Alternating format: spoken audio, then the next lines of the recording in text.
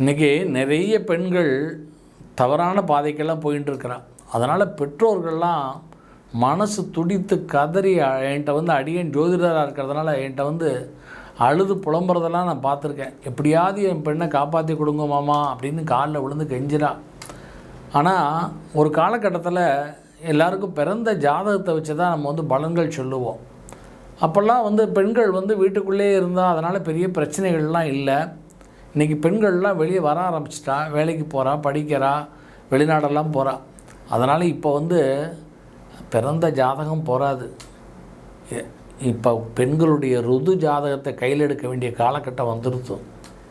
ஒரு காலத்தில் ருது ஜாதகத்தை பார்க்க மாட்டான். அது எப்போயாவது ரொம்ப மோசமாக இருந்தால் தான் பார்ப்பாள். இன்றைக்கி ருது ஜாதகம் பெண்களுக்கு பார்க்க வேண்டிய காலகட்டத்தில் இன்றைக்கி நம்முடைய கால சூழ்நிலை. இதுக்கு காலதேச வர்த்தமான தத்துவம்னு ஜோதிட சாஸ்திரத்தில் ஒரு தத்துவம் இருக்குது. இந்த காலதேச வர்த்தமானத்தில் இப்போ ருது ஜாதகத்தை எல்லாரும் பெண்களுக்கு பார்க்க வேண்டிய காலகட்டத்தில் பெற்றோர்கள் இருக்கிறார்கள். அதனால் எல்லாரும் அந்த பெண்கள் ருதுவாரதை பொறுத்து அந்த ருதுவார கிழமை, ருதுவாகிற அயனம், இப்போ பார்த்தீங்கன்னா தட்சிணாயனத்தில் ருதுவாகக்கூடாது, உத்தராயணத்தில் ருதுவாகணும்.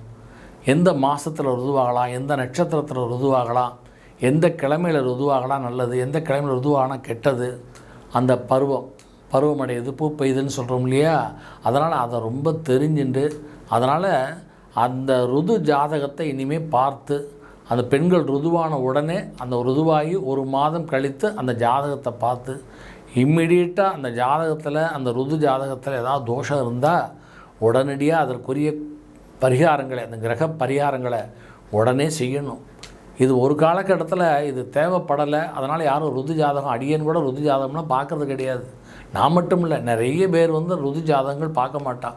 ஆனால் இனிமேல் ருது ஜாதகங்கள் பார்க்க வேண்டிய காலகட்டத்துக்கு இந்த காலதேச வர்த்தமான தத்துவத்தில் வந்துட்டோம். அதனால் ஒரு பெண்கள் தவறான நடத்தையில் போகாமல் இருக்கணும்னு சொன்னால் அந்த பெண்ணை பெற்றவர்கள் இக்காலகட்டத்தில் பெண்களுடைய ருது ஜாதகங்களை பார்த்து அதற்கு உடனடியாக பரிகாரங்களை செஞ்சுன்னா அந்த பெண்கள் குழந்தைகளுடைய வாழ்க்கையை, நல்லதொரு வாழ்க்கையை, நல்லதொரு நடத்தையை நம்ம அவர்களுக்கு கொடுத்து அவள் நல்ல தர்மப்படி நம்மளுடைய தர்மம், நம்மளுடைய குலம் சார்ந்த விஷயங்களில் அவள் ஈடுபட்டு தர்மத்தை காப்பாற்றக்கூடிய தர்ம பத்தினியாக திகழ்வா. அதற்கு ருது ஜாதகங்களை பார்க்க வேண்டிய கால கட்டாயம் இப்பொழுது ஏற்பட்டிருக்கிறது.